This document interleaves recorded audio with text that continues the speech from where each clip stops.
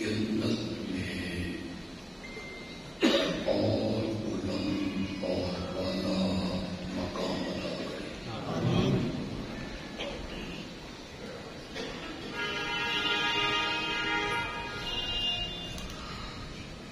آپ یقیناً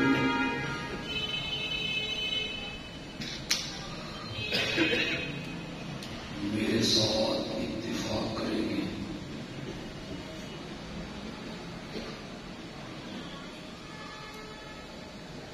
کہ اصحاب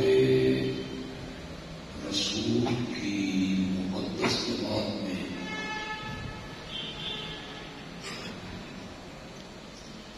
سب سے زیادہ مظلوم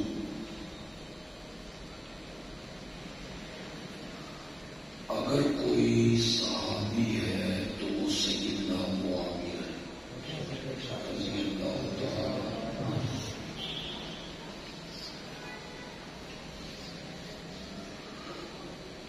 وہ اس بنا پہ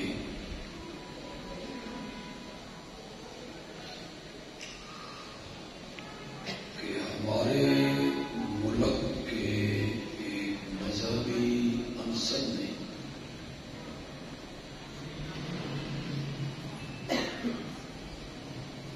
سیدنا صدیق اکبر رضی اللہ تعالی عنہ پہ تبرہ کیا.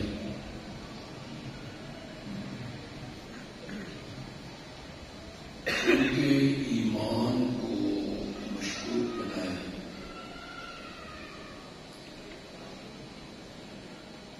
لیکن کوئی اہل سنت کہلانے والا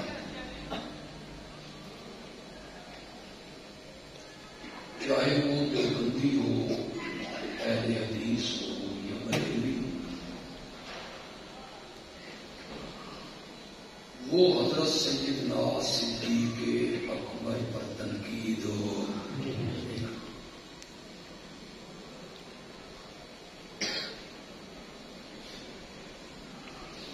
ہمارے ملک کے ایک طبقے نے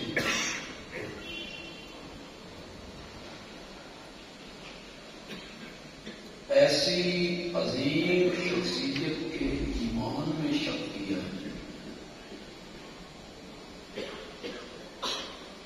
جو صرف مرید محمد نہیں، مراد محمد.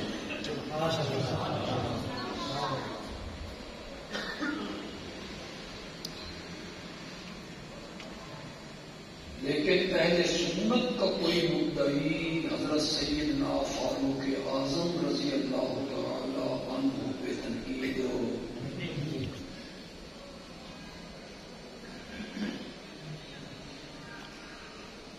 ملک کے ایک مذہبی عنصر نے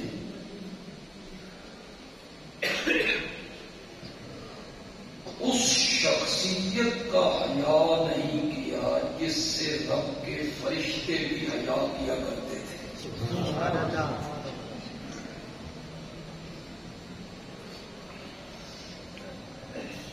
لیکن اہل سنت کا کوئی مدعی برملا ان پر بھی تبرہ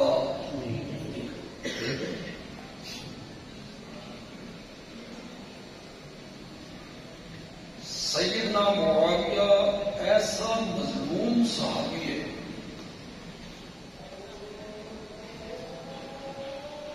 کہ ایک طبقے نے انہیں مومن نہیں مانا، ظالم قرار دیا، تبرہ کیا. لیکن سنی کہلانے والے کچھ لوگوں نے بھی معاویہ کو معاف ہو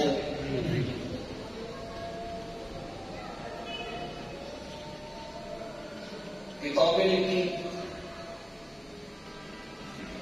مضامین لکھے، تقریر و تحریر میں کس پہ باقی سے انہوں نے لکھا اور کہا معاویہ خاطی تھا، باغی تھا، کنبہ پرور تھا، بدعات کا موجب تھا۔ انا للہ و انا الیہ راجعون۔ ایسا کیوں ہوا؟ میری آج کے تقریر کے مخاطب بھی شین نہیں ہے، سین ہے۔ آپ سمجھے کہ نہیں؟ میری تقریر کے مخاطب شین نہیں، کون ہے؟ سین۔ اور ایسے سین میرے مخاطب ہیں جو شین کے اتنے قریب ہو گئے ہیں جتنا سین شین لکھنے میں قریب ہے۔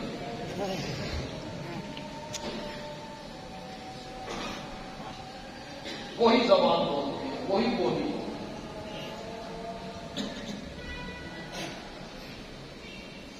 ایسا کیوں؟ ایسا اس لیے ہوا کہ اس طبقے نے تاریخ کو وحی کا درجہ دیا۔ فلاں مورخ نے یوں لکھا ہے، طبری نے یوں لکھا ہے، البدایہ والنہایہ نے یوں لکھا ہے، ابن اسیر نے یہ لکھا ہے، ابن خلدون یہ کہتا ہے۔ اس تاریخ کو چھوڑ دیں، تاریخ کو نہ مانیں۔ علماء کو اچھی طرح جانتے ہیں، میں عوام کو ایک بات آج سمجھانا چاہوں گا، اور میری یہ بات عوام کی سمجھ میں آ گئی کہ انشاءاللہ بہت سارے اشکالات معاویہ کے بارے میں دور ہو جائیں گے انشاءاللہ۔ تاریخ مرتب ہوئی ہے بنو عباس کے دور میں۔ سن رہے ہو کون نہیں سن رہے ہو؟ کس دور میں؟ بنو عباس تختہ الٹ کے آئے تھے بنو امیہ کا۔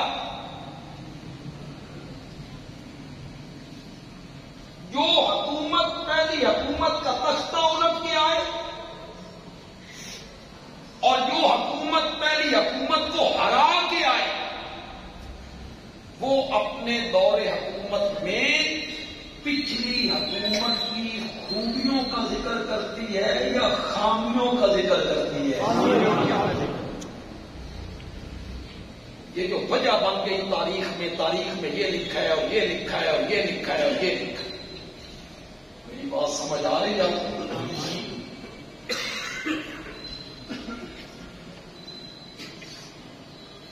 بنو عباس نے تاریخ مرتب کی، بنو امیہ کی خوبیوں پہ کیا ڈالے؟ ذکر کیا تو ضمناً ذکر کیا، اور اجاگر کیا کس کو؟ یہ دستور ہے۔ یہاں اگر کوئی قاری صاحب بیٹھے ہو، حافظ صاحب بیٹھے ہو تو ناراض نہ ہو۔ یہ مدرسے میں آپ ایک قاری صاحب رکھتے ہیں، وہ 6 مہینے سال پڑھاتے ہیں، پھر کسی وجہ سے نکل جاتے ہیں، دوسرے قاری صاحب آ جاتے ہیں، قاری صاحب کلاس میں جاتے ہیں، باہر آ کے رپورٹ دیتے ہیں، بچے نو تے کھ بھی نہیں آتے۔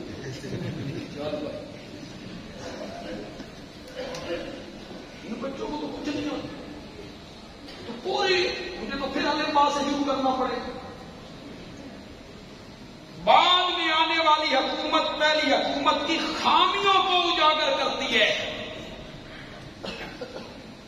پاکستانیوں کو بھی سمجھانے کی ضرورت ہے۔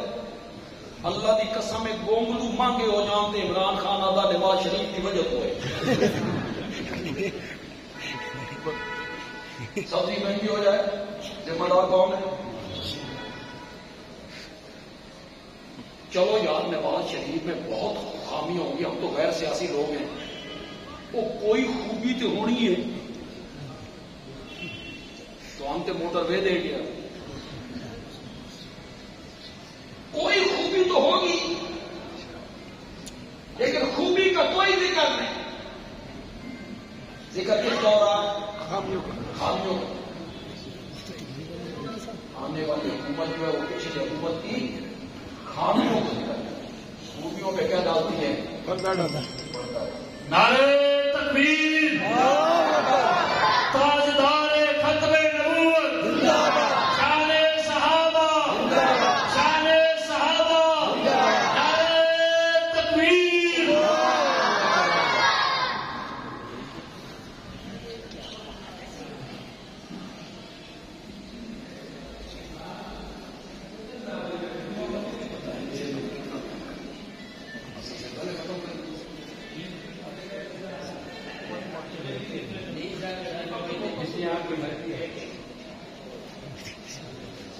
میری بات آپ کی سمجھ میں آئی یا نہیں؟ میں نے آپ کو اصولی بات بتائی. تاریخ نے جو بنو امیہ کے ساتھ زیادتیاں کی اس کی وجہ کیا تھی کہ تاریخ مرتب ہوئی بنو عباس کے دور میں، اور بنو عباس تختہ الٹ کے آئے تھے کن کا؟ انہوں نے خوبیوں کا ذکر کرنا تھا. آج وہ تاریخ تیرے ہتھے چڑھ گئی، تو نے اسے وحی کا درجہ دے دیا، اور وحی کا درجہ دے کے تو نے اس تاریخ کو قبول کیا. کتنے نوجوان اس بات کو جانتے ہیں جو یہاں موجود ہیں؟ جانتے ہو تو بولو. میرے آقا نے اپنی 4 بیٹیوں میں سے ایک بیٹی ہاشمیوں کو دی تھی. 3 بیٹیاں میرے نبی نے کس خاندان میں بیائی تھی؟ بولو. تم کردار خوشی کرتے رہتے ہو اس پورے خاندان کی. ایک لڑکی ہاشمیوں کو دی، 3 بیٹیاں میرے نبی نے، اور جس کو 2 دینا، بولو تو صحیح، اور جس کو 2 دینا، دوسری کے انتقال پر میرے آقا نے کہا عثمان میری 100 بیٹیاں ہوتی، مرتی چلی جاتی، میں 100 کی 100 بیٹیاں تیرے نکاح میں دیتا ہوں.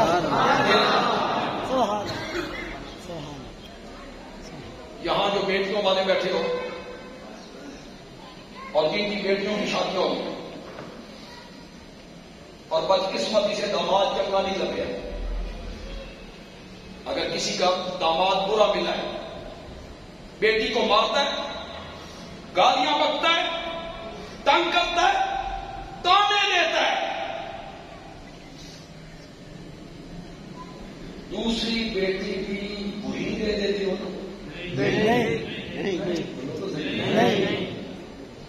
اور اگر وہ رشتہ لینے آ جائیں آتے وہ ایک کو بہو کرو، پنجابی نہیں سمجھتے، وہ ایک کو جیڑی تھن پائی نے نا وہی بڑی ہے. بندیال بھی ایک جملہ کہنا چاہتا ہے، پسند آئے تو کہنا بندیال بھی اچھا جملہ کہہ گیا ہے.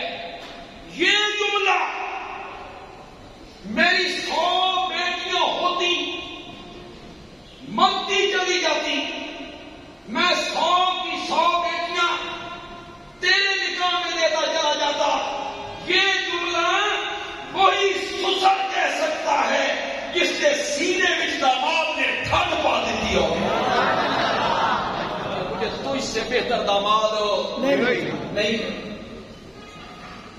یہ 3 بیٹیاں میرے نبی نے کس خاندان میں بیائی؟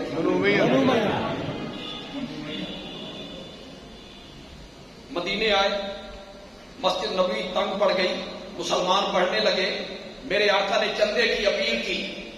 یہ 7 والا پلاٹ خرید کے مسجد کی توسیع کے لیے جو آدمی وقف کرے گا میں محمد اس کو جنت کی ضمانت دیتا ہوں. کون اٹھا تھا؟ ہاشمی کے بنو امیہ. کہتا ہے بنو امیہ کا خیال ہی کوئی.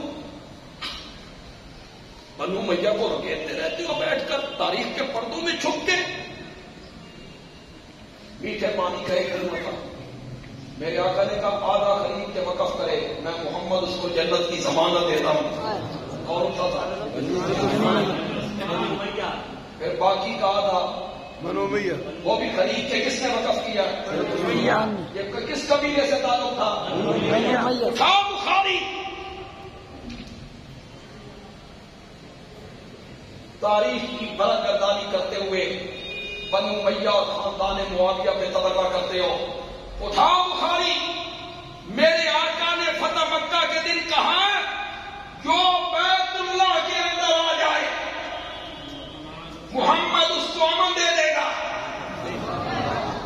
اللہ کے گھر میں آ جائے، ہتھیار ڈال دے، میں اسے امن اس کے بعد میرے نبی نے فرمایا من دخل دار ابی سفیان فهو آمن، جو معاویہ کے بابا کے گھر میں آ جائے محمد اس کو بھی امن دے دے گا۔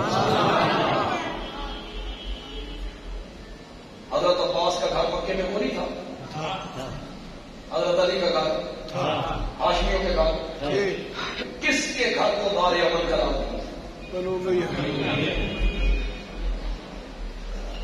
کتنے ہمارے خطیب ہیں وہ حضرت معاویہ کے مخالف نہیں ہیں، حضرت معاویہ کے حق میں، لیکن انہیں تحقیق نہیں، جستجو نہیں، جو کہتے ہیں حضرت معاویہ فتح مکہ کے دن ایمان، پھر اس پر حاشیہ چڑھاتے ہیں اے مجبوری کا ایمان سے، یہ طلقاء میں سے تھے، ایمان نہ لاتے تو کیا کرتے؟ راہ کوئی نہیں سنی، میرا نبی فاتح بن کے آ گیا، ہمارے خطیب بیان کر، اور جو کچھ سمجھدار ہیں پھر وہ کہتے ہیں نہیں، ایمان تو پہلے لا چکے تھے، ظاہر کب کیا؟ یہ ہمارے خطیب بیان کر، کتابوں میں لکھو، کئی کتابیں آپ پڑھیں گے ان میں کئی مصنفین نے لکھا ایمان کو پہلے لائے، ظاہر کیا فتح مکہ کے دن۔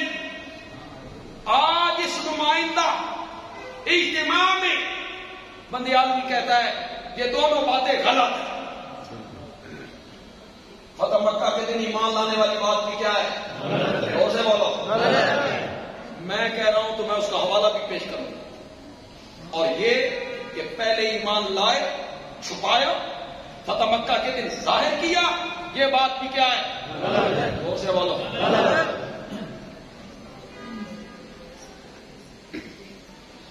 میں حوالے کے طور پر آپ کے ذہن میں ہوگا کسی تاریخ کی کتاب کو پیش کروں، نہیں،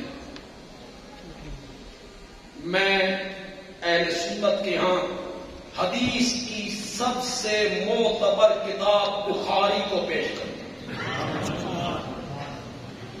اٹھاؤ ہاتھ۔ میرے آقا صلح حدیبیہ کے 1 سال بعد عمرۃ القضاء کرنے کے لیے، یہ 7 ہجری کی بات، ہجرت کی یہ کتنے سال ہو گئے تھے؟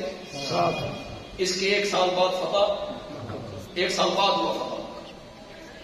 میرے آقا عمرہ کی قضاء کرنے کے لیے آئے، بیت اللہ کا طواف کیا، صفا مروہ کی سعی کی۔ یہ جو بخاری کا حوالہ میں پیش کر رہا ہوں، مفتی اعظم پاکستان حضرت مولانا مفتی محمد شفیع رحمت اللہ علیہ نے معارف القرآن کی 8ویں جلد میں اس کو لکھا،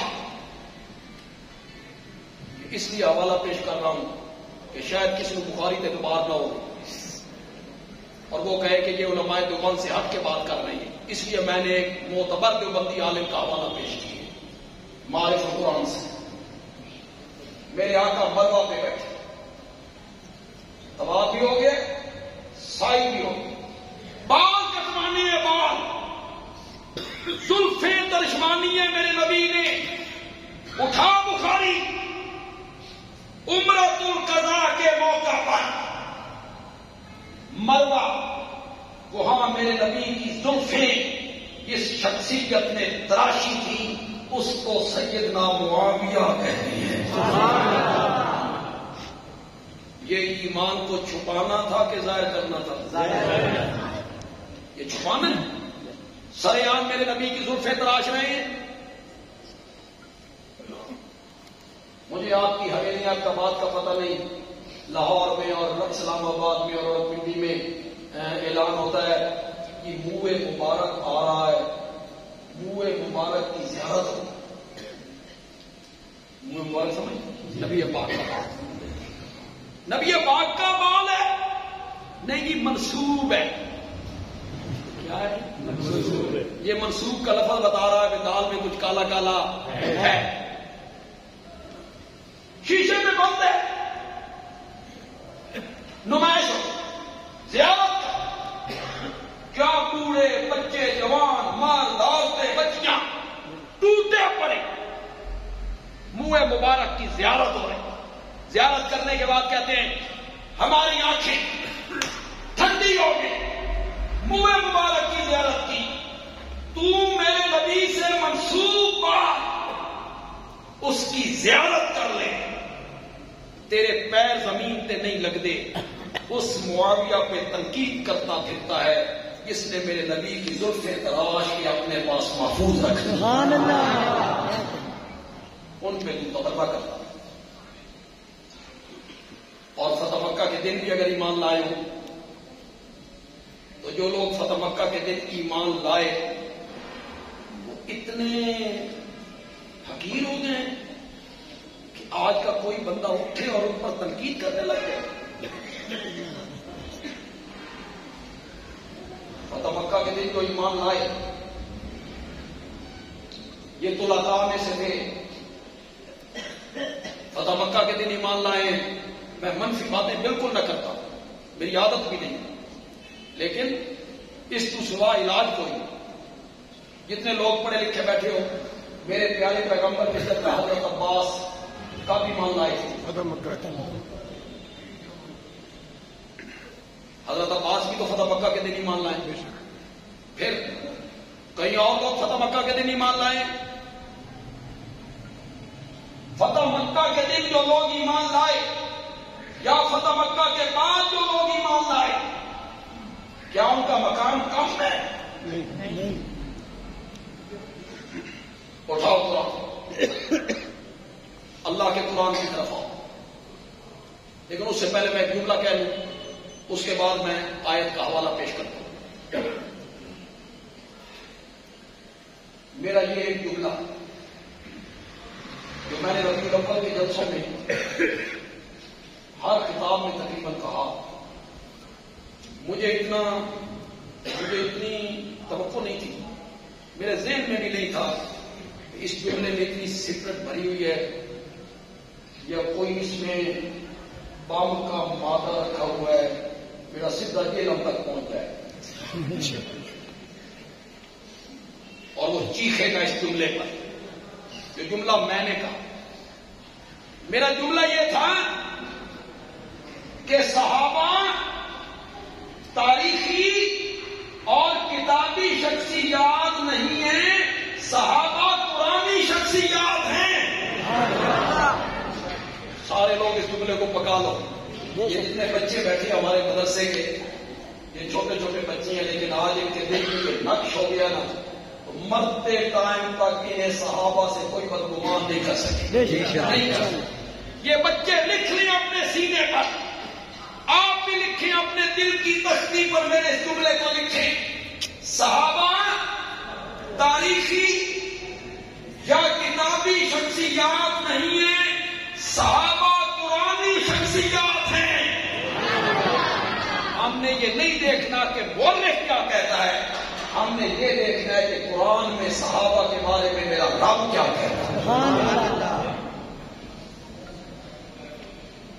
یہ جتنے ڈھونگ بناتے ہو, پٹاری کھول کے بیٹھ جاتے ہو کتابوں کی, فلاں عالم نے یوں لکھا, فلاں مورخ نے یوں لکھا, فلاں مفتی نے یوں لکھا, فلاں محدث نے یوں لکھا, اور ہمارا پڑھا لکھا طبقہ کالج اسکول یونیورسٹیوں کا وہ کہتا ہے بندے بندے اتنے حوالے, اتنے لوگ معاویہ کے بارے میں یہ لکھ رہے ہیں. یہ کتنا ڈھونگ بناتے ہو. بندے عالمی قرآن کی آیت پیش کرنے لگا ہے, تمہیں نہیں سمجھ آئے گی یار, قرآن کی آیت کی اہمیت سمجھ نہیں آئے گی, میں تمہیں سمجھاتا ہوں. حضرت موسیٰ علیہ السلام کے مقابلے میں جادوگر آئے, رسیاں ڈالی, لاٹھیاں ڈالی, وہ سانپ نہیں بنی. جادو میں چیز کی حیات نہیں بدل, لاٹھیاں رہیں, رسیاں ہی رہیں.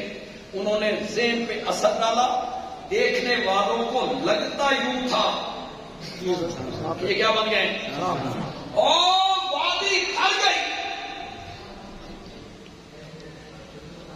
حضرت موسیٰ بھی ڈر گیا, تبھی تو رب کو کہنا پڑا لا تخف, ڈریے. حضرت موسیٰ کے ڈرنے کی کیا وجہ تھی؟ کیوں ڈرے؟ کیا سبب تھا ڈرنے کا؟ ایک سبب یہ ہو سکتا ہے کہ حضرت موسیٰ کے ذہن میں آیا کہ انہوں نے لاٹھیاں ڈالی، رسیاں ڈالی، لوگوں کو نظر آ رہا ہے کہ یہ کیا بن گئی ہے؟ سانپ. کہ میری سوٹی بھی تے سب بھی بڑھنا.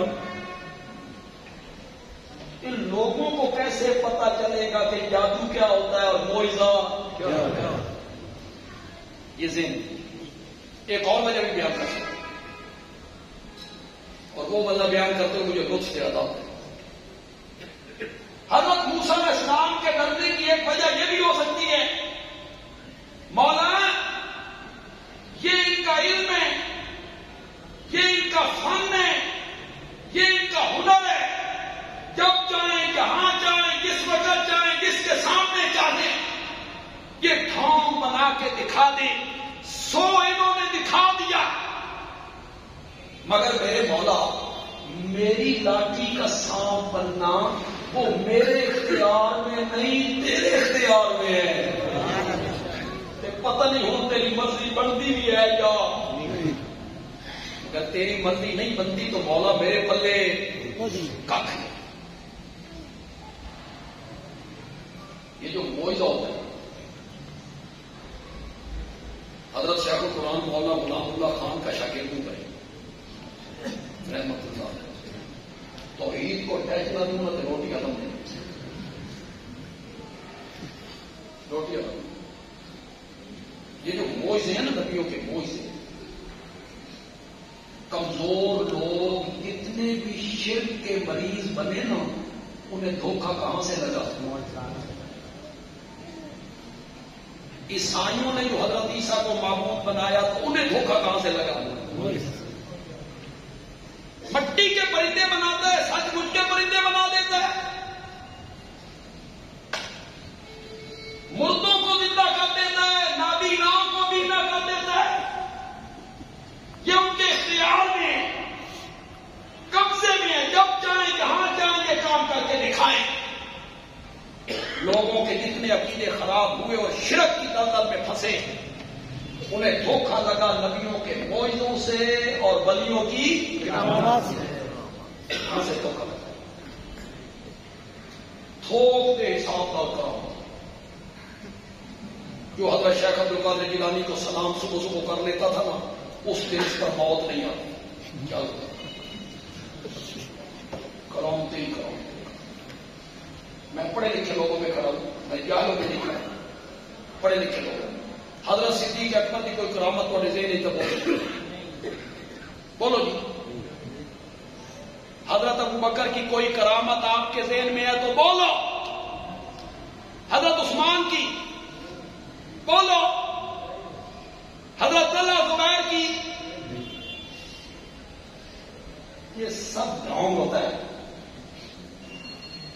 پیر نہیں اڑتے، مرید پیروں کو معجزوں سے عقیدے خراب. انہوں نے سمجھا نبی کے قبضے میں، نبی کے اختیار میں. سنو اور پلے باندھ لو، نبی کا معجزہ پر حق، ولی کی کرامت پر حق، لیکن معجزے اور کرامت میں ہاتھ نبی اور ولی کا ہوتا ہے، مرضی اور اختیار عرش والے کا ہوتا ہے. اختیار نبی کا، مرضی نبی کی. جو علماء بیٹھے یہ بولے کیا شرع قائد میں یہ نہیں لکھا ہوا، شرع مواقع میں یہ نہیں لکھا ہوا، خیالی میں یہ نہیں لکھا ہوا، عقائد کی کتابوں میں، اہل سنت کی عقائد کی کتابوں میں کیا یہ نہیں لکھا ہوا کہ معجزے کا فاعل اللہ ہے؟ معجزہ فعل نبی کا نہیں ہوتا، کس کا ہوتا ہے؟ اگر دوسرے طبقے کا میرا کوئی بھائی یہاں ہے، ہمارا بھائی ہے، وہ دوست ہے دوسرے طبقے کا، دوسرے مسلک کا، تو میں اس پر بڑی آسان سی دلیل دے دیتا ہوں، وہ اس پر غور کر لے. اگر معجزہ نبی کی مرضی سے صادر ہوتا، میں دلیل بڑی پختہ سی دینے لگا ہوں اور بڑی سادہ سی دینے لگا ہوں. اگر معجزہ نبی کی مرضی سے صادر ہوتا، اپنے ارادے سے صادر ہوتا، تو حضرت موسیٰ کوہ طور پر لاٹھی کو سانپ بنتے ہوئے دیکھ کر کبھی نہ بھاگتے، کبھی نہ بھاگتے۔ آپ جو بنایا سی، اپنی مرضی سے جو بنایا تھا، تو ڈرنا کیوں؟ قرآن کہتا ہے حضرت موسیٰ بھاگ کھڑے ہوئے، اسامی سب کو واقعہ میں پیچھے لگ گیا۔ غلام کے میرا نبی پیچھے مڑ کے نہیں سیدھے اجمل سامنے آئیے۔ جو آپ میں عربی کی شد خود رکھتے ہیں بڑا مزہ نہیں، جنہیں عربی نہیں آتی ترجمہ تو میں کروں گا، لیکن ترجمے میں وہ مزہ نہیں ہوتا۔ اللہ نے کہا اسے پکڑیے، سنعیدھا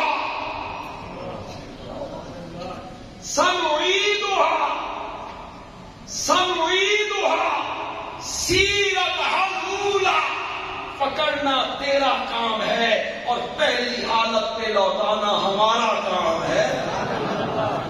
کیا ثابت ہوئے کہ سب کچھ کس کے اختیار میں تھا؟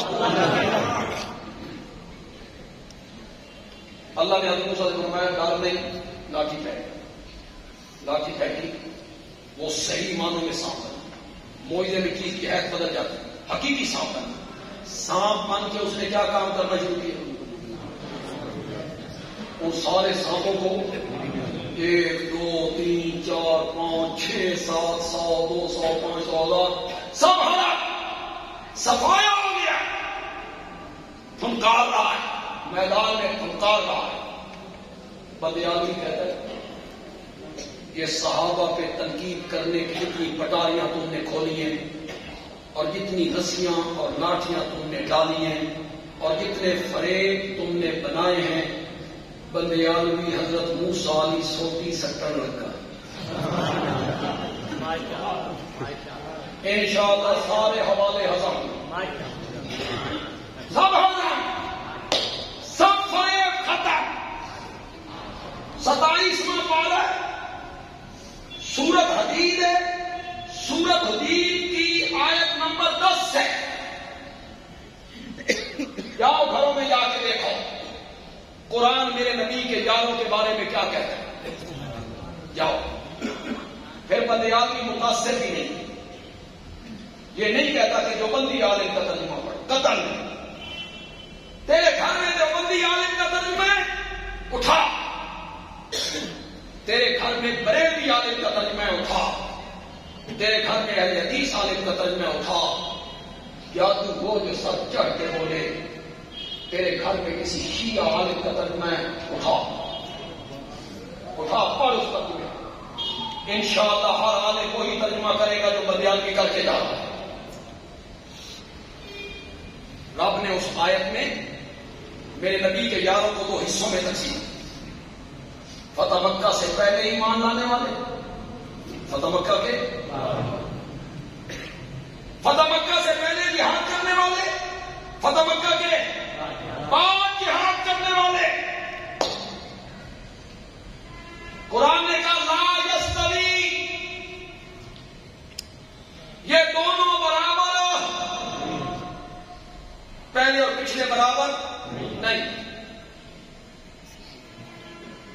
اوکھے میرے دے یار سوکھے میرے دے سنگی ایکو جہ نہیں۔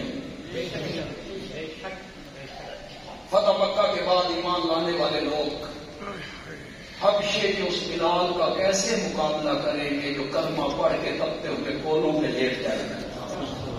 کیسے مقابلہ؟ فتح مکہ کے بعد والے لوگ پہلوں کا مقابلہ نہیں کر سکتے۔ یہ دونوں برابر نہیں ہے۔ خالی صاحب کی مسجد میں کھڑا ہوں، یہاں مجھے کچھ کہتے ہوئے ڈر بھی محسوس نہیں ہوتا، ورنہ عام جگہ پہ بیٹھے کھڑے بندہ تھوڑا سا جھجکتا ہے، بھائی نئے بندے نے کتائی بفر ہی نہ جاتا۔ فتح مکہ سے پہلے جہاد کرنے والے اور فتح مکہ کے بعد جہاد کرنے والے، یہ دونوں برابر نہیں، یہ دونوں برابر نہیں۔ بدیالوی آج بات کے سارے لوگوں سے پوچھنا چاہتا ہے کربلا کی جنگ فتح مکہ سے پہلے ہوئی کہ بعد میں ہوئی؟ اور بدر، احد، خندق، قرآن کی نص ہے یاد. عقیدت مجھے بھی حضرت حسین سے، پیار مجھے بھی حضرت سیدنا حسین سے. حضرت سیدنا حسین کے پاؤں کی جوتیاں میرے سر کا تاج ہیں، ان کے پاؤں کی مٹی میری آنکھوں کا سرما ہے. ان کے ساتھ بغض رکھنا منافقت ہے، ان سے محبت کرنا ایمان کی علامت ہے. حضرت حسین کے بارے میں کوئی تنقیدی لفظ کہنے والا اہل سنت نہیں ہو سکتا. بولو نہیں ہو سکتا. عقیدت مجھے بھی حضرت حسین سے ہے، لیکن میں کیا کروں؟ مجھے قرآن مجبور کرتا ہے. فتح مکہ سے پہلے جہاد کرنے والے، فتح مکہ کے بعد جہاد کرنے والے، یہ دونوں برابر نہیں ہیں.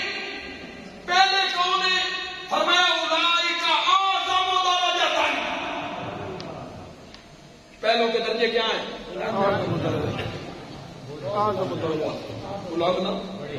اعظم، بہت بڑی ہیں. پھر اللہ کو پتا تھا نا بھائی آئیں گے لوگ، وہ کہیں گے جو فتح مکہ کے دن ایمان لائے یہ تو لقا میں سے ہیں، مجبوری کا ایمان ہے. ایمان نہ لاتے تو کیا کرتے؟ رب کو پتا تھا. رب نے 2 حصوں میں تقسیم کر کے آگے جو جملہ کہا، خدا دی قسم مزہ ہی آ. میرے ساتھ یہ جملہ دہرائیے گا ذرا. اللہ نے 2 طبقوں میں تقسیم کر کے آگے فرمایا وَكُلًّا. کلن تو کہو یا سے کہو یا کوئی تو پنجابی جی بھی ہے. واہ میرے مولا کہڑے لفظ بولے اردو میں بھی، پشتو تو من پتہ کو نہیں.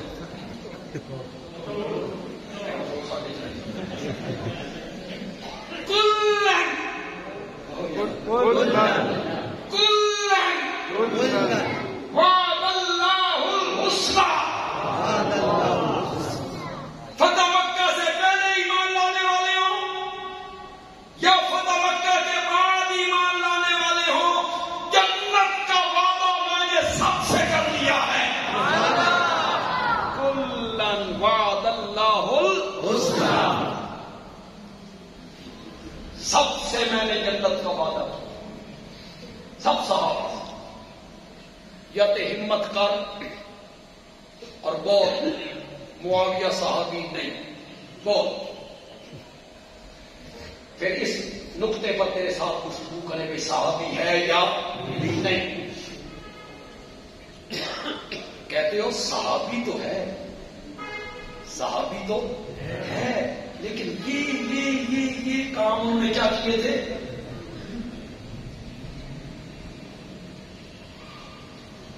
ہمارے ملک کے ایک شیخ الاسلام ہے،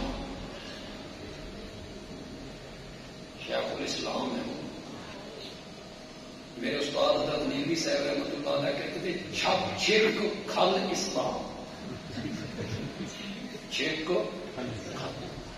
شیخ الاسلام ایک ہی ہوا ہے مولانا علامہ شبیر احمد عثمانی، لیکن اسے بھی بڑا شیخ الاسلام بننے کا شوق.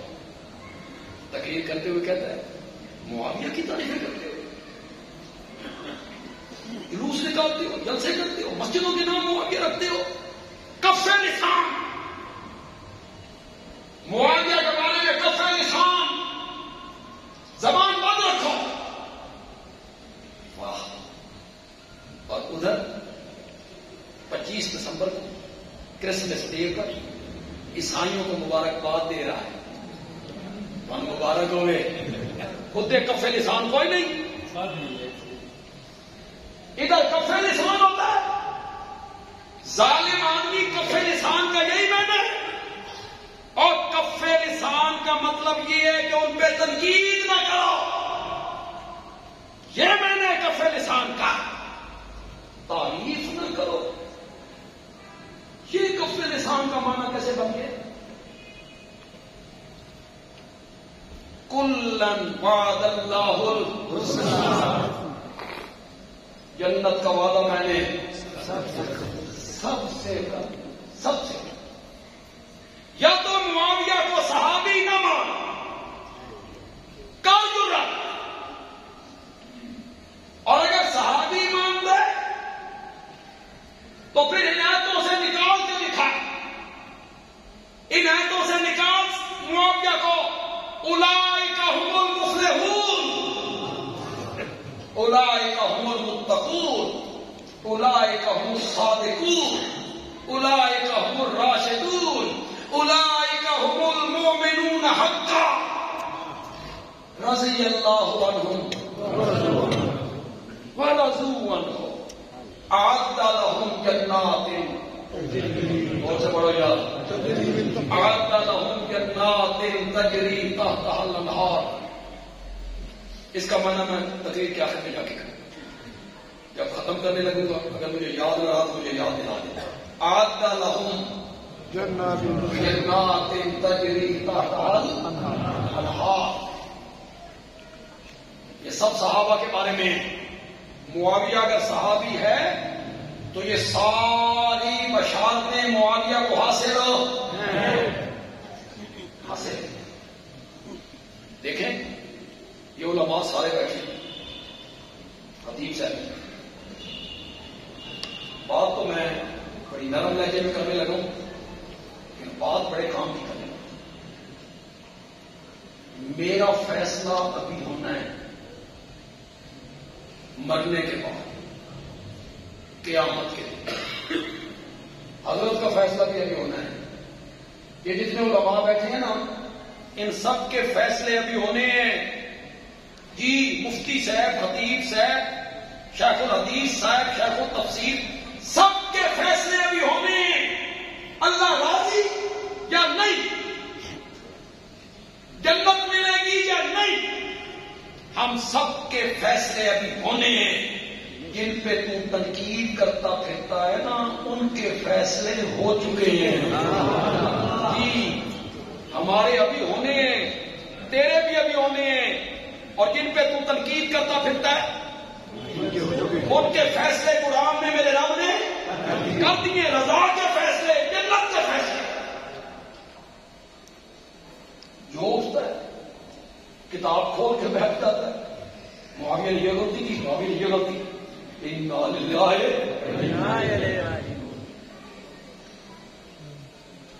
تو میاں پہلے اپنا تعارف کروا بھی، تو کون ہے، تیری کیا حیثیت ہے؟ یہ علماء بیٹھے ہیں، ایک مسئلہ میں ان سے پوچھ لیتا ہوں، یہ علماء مسئلہ آپ کو بتائیں۔ امام صاحب نماز پڑھا رہے ہیں، امام صاحب مغرب کی، عشاء کی، صبح کی، یہاں نماز پڑھا، پیچھے لوگ کھڑے ہیں۔ ایک آدمی وضو کر کے آیا، وضو کر کے یہ اس دروازے میں آیا نا، تو اسے محسوس ہوا بھائی امام کو غلط پڑھ رہا ہے، اس کی قراءت صحیح نہیں ہے، اس نے وہی سے لقمہ دیا، ابھی نماز میں شامل نہیں ہوا، نماز سے بعد دروازے میں سے لقمہ دے دیا، امام نے لقمہ اٹھا دیا۔ ہاں جو علماء کرام، نماز گئی، خطا، کیوں؟ اس کا مرتبہ کم تھا،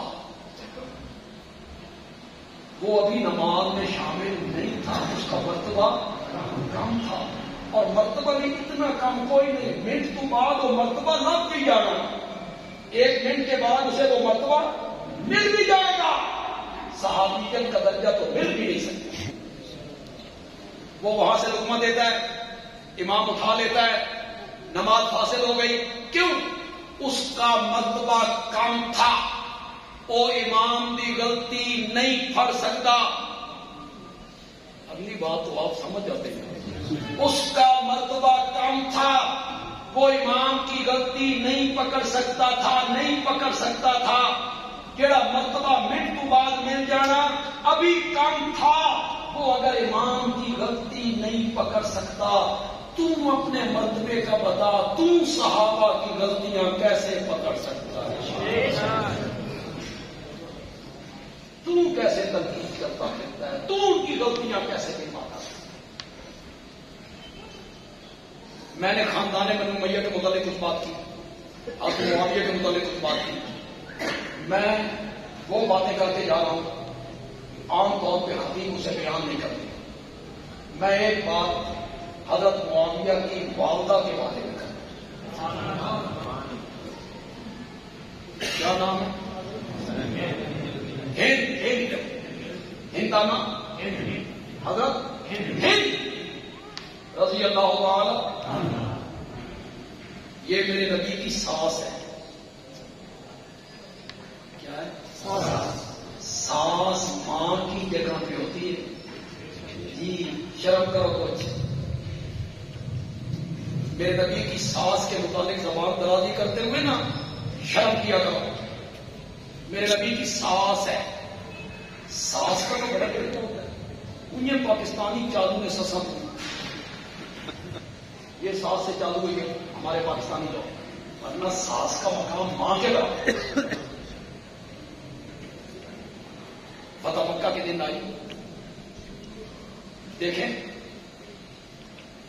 چھوڑ دیں یار اس بات کو کہ فلاں خطیب نے کیا لکھا ہے، فلاں محقق نے کیا لکھا ہے. چھوڑ دیں یار. حضرت حمزہ کا کلیجہ جب آئے، کان کاٹے ناؤ کاٹے، یہ کیا وہ کیا، ایک ایسا پیش کیا نا حضرت ہند کو خون خواہ. پھر ہمارے علماء بیان کرتے ہیں کہ ہند نے وحشی سے کہا تو حمزہ کو شہید کر دینا تو میں تجھے آزاد کر دوں. اس نے شہید کروایا. اور اللہ کے بندے پہلے یہ تو ثابت کرو وحشی غلام کس کا تھا؟ جبیر ابن مطعم کا. وہ ہند کا غلام ہی نہیں ہے. کیوں ہی بولتے چلے جاتے ہو؟ کیوں بھائی؟ قتل کرنا زیادہ گناہ ہے یا کلیجہ نکال کے چبانا زیادہ گناہ ہے؟ زیادہ ظلم کیا ہے؟ مسئلہ کرنا. ایک آدمی نے قتل کر دیا، بڑا غلط کام کیا. ایک دوسرا آدمی ہے اس نے میت کو مسئلہ کر دیا. آپ کو دکھ لگا، ناک کوئی، کان کوئی، آنکھیں کوئی، دل کوئی. جرم تو ہند کا زیادہ تھا، کلیجہ نکال دیا. لیکن ہمیں بھی سمجھاؤ، علماء کرام ہمیں بھی سمجھاؤ.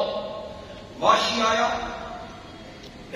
تو میرے آقا نے کہا میرے سامنے نہ آیا کر، میرے پیچھے بیٹھا کر. تو نے میرے چچا کو قتل کیا ہے. وحشی کے بارے میں یہ کہا. اور ہند آئی، اٹھا بخاری. میرے نبی نے کہا مرحبا بیٹے، خوش آمدید. میرے نبی کا عدل کیا کہتا ہے؟ سب کے ساتھ ایک جیسا سلوک ہونا چاہیے تھا کہ نہیں ہونا چاہیے؟ وحشی کے ساتھ وہ سلوک، ہند کے ساتھ یہ سلوک. اگر اس کا جرم بھی بڑا ہوتا تو میرے نبی کبھی اس کو مرحبا نہ کہے. حضرت ہند آئی، چہرے پہ نقاب ڈالا. میرے آقا کے سامنے آئی، نقاب الٹ دیا. یہ میرے نبی کی معلوم تھی. ساس تو انہیں پردے کی ضرورت ہو. کیسے آنا؟ ایمان قبول کر. میرے نبی نے کچھ شرطیں لگائی. بخاری میں سب ذکر ہے، بخاری میں ذکر شرطیں لگائی. شرک نہیں کرو گی، زنا نہیں کرو. کیا ہند نے جواب دیا تھا؟ جب میرے آقا نے کہا زنا نہیں کرو گی، ہند نے کہا یا رسول اللہ شریف عورتیں بھی کبھی زنا کرتی. یہ جاہلیت کے زمانے میں اس کی شرافت ہے. میرے آقا نے کہا چوری نہیں کرو. ہند نے ایک بات کی. ہند نے کہا میرا خاوند ذرا ہاتھ کا تنگ ہے، خرچ اخراجات صحیح نہیں کرتا. کبھی کبھی میں اس کے مال میں سے بتائے بغیر نکال لیا کرتی ہوں. یہ تو چوری نہیں نا. آپ نے زرد زرد چیزوں کے لیے نہ نکالا کرو، سبز سبز چیزوں کے لیے نکالو. ذرا ذرا سونا پہ زیور شیور بنانے واسطے نہ کٹے کر تے سبزی شبزی لین واسطے کہ تساں بھی گھر والوں جا کے دسنا رات بس کٹ لاؤ تو تھوڑے بھی پیسے کر لیں. اللہ جب شرطیں پوری ہو گئی، میری بات آپ نے غور سے بخاری سے پڑھ، جب شرطیں پوری ہو گئی، ایمان قبول کر لیا، تو حضرت ہند نے ایک جملہ کہا. حضرت ہند نے کہا یا رسول اللہ، اس دھرتی پر کوئی خیمہ اور کوئی گھر اور کوئی گھرانہ آپ کے گھرانے سے زیادہ مجھے ناپسندیدہ نہیں تھا. میں ناپسند کرتی تھی آپ کے گھر اور گھرانے کو حالت کفر میں، اور آج اس دھرتی پر کوئی گھرانہ اور کوئی گھر آپ کے گھر سے زیادہ محبوب بھی مجھے نہیں ہے. اب میں سب سے زیادہ پیار آپ کے گھرانے سے کرتی ہوں، سب سے زیادہ محبت آپ کے گھرانے سے کرتی ہوں. یہ ہند نے کہا. اس کے جواب میں میرے نبی نے جو کہا، بولو سناؤں سناؤں. میرے نبی نے کہا والذی نفس محمد بیدہ، مجھے اس رب کی قسم ہے جس کے قبضے میں میری جان ہے، تیرے گھرانے کے بارے میں میرا بھی یہی خیال ہے. تیرے گھرانے کے بارے میں میرا بھی یہی خیال ہے. میں جانتا ہوں محدثین نے اس کا ایک اور معنی بھی لکھا ہے، ایضاً والذی نفس محمد بیدہ، مجھے قسم ہے اس ذات کی جس کے قبضہ قدرت میں میری جان ہے، ابھی اس محبت میں اور اضافہ. اس میں بھی ان کی تعریف ہے. یہ میں نہ بھی کرے تو اس میں بھی حضرت ہند کی کیا ہو رہی ہے کہ یہ محبت سچی محبت ہے، اور اس محبت میں ابھی اور اضافہ. بس وہ آخری جملہ کہہ کے اپنی بات اختتام تک لے جاتا. لیکن جملہ تو میں بڑا زبردست بولنے لگا ہوں، دیکھتا ہوں آپ اس کو کیسے پسند کریں. ویسے یہ بھی بندہ اچھا نہیں لگتا، سبحان اللہ کھوتے ہو، زور دیا کھوتے ہو، زور دیا کھوتے والے. ہمارے پنجاب میں بہت عادت ہے ایسی، خطیب ٹرتے ہی ترانے جنا سبحان اللہ سبحان اللہ سبحان، لیکن قبال نہیں ہوتے. ہمارے مولوی صاحب ہیں، وہ کہتے ہیں میں تقریر کر رہا تھا، مجھے بھی عادت تھی کہ سبحان اللہ کہو. میں نے کہا سبحان اللہ کہو، میں کہا سبحان اللہ ہو زور دیا کھو، نو زور سے کہیں، میں کہا ہو زور دیا کھو. ایک جٹ کھل ہو گیا زمیندار، ہو سکا مولوی صاحب وہ نچ گیا کہ نہ زور لانا. جملہ جو میں بولنے لگا ہوں اس کو آپ کس طرح قبول کرتے ہیں. أعد لهم جنات تجری تحتها الأنهار. بدیاوی کہتا ہے صحابہ کو جنت کی اتنی تلاش نہیں تھی جتنی خود جنت کو صحابہ کی تلاش تھی. أعد لهم جنات تجری تحتها الأنهار. اللہ تعالیٰ کی توفیق عطا فرمائے.